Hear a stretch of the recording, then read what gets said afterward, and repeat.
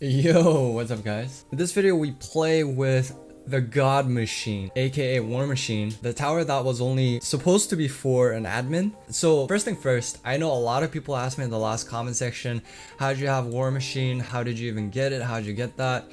How did you get it? And then there's like a whole bunch of hows, like how, right? So a lot of people asked me how I got the War Machine tower, right? And my answer to you isn't really an answer, but I don't know. Like, I don't know how I have it. I used to be a moderator for TDS Discord, and yesterday or so, I checked my inventory for TDS for the first time, like actually checked, and then I realized I had War Machine. Like, honestly, that's the only explanation that I can give to you guys. Like, I just have it. That's it.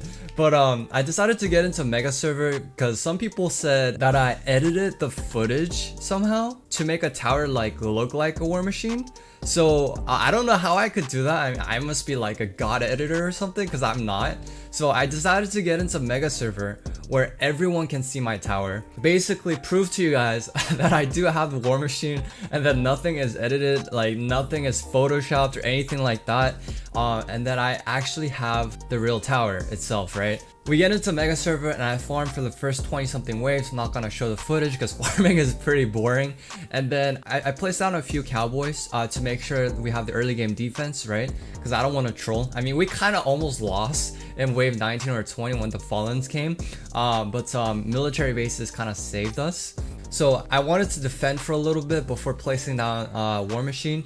Now, War Machine at max level does 180 DPS, right? 180, and that is without a commander. With a commander it does a lot more, but without a commander it does about 180 DPS, right?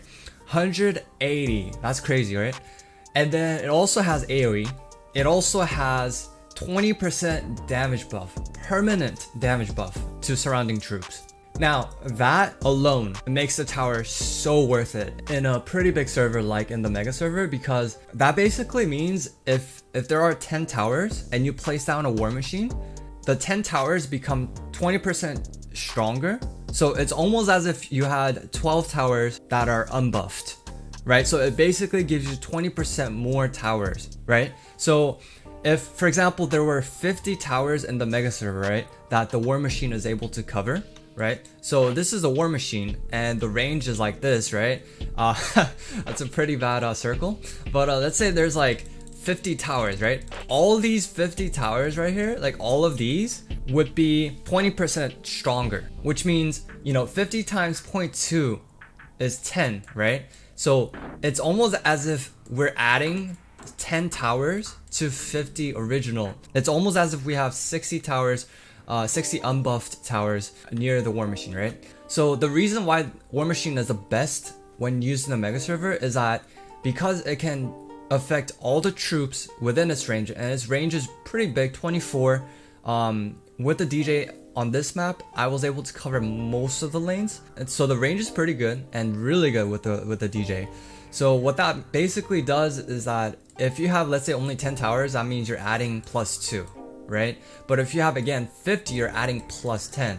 So in the Mega Server, it's gonna be even more effective, way more effective. The only reason, you guys are about to see in a few minutes, but the reason we're not able to kill the Fallen King all that fast is that it's Mega Server, not many people are farming, and I also placed down like 4 or 5 War Machines. Now, War Machine is the best when it's only placed down once. Why? Because it's just too expensive. Simply, right? It's just too expensive. The last upgrade is 60,000, guys, with DJ. That's crazy. So without the DJ, I think that's about 80,000 or so, or like 75,000. So that's just crazy amount of money that you would have to spend for the last upgrade. But in a Mega Server, I would say it's definitely worth it.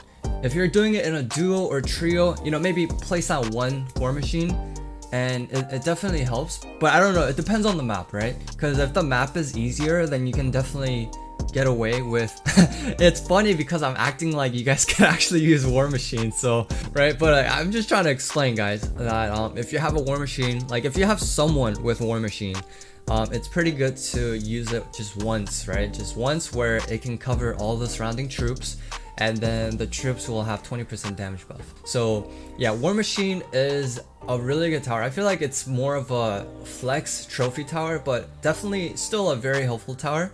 One of the biggest cons of War Machine is that it does not have any hidden detection, despite being a so-called admin tower.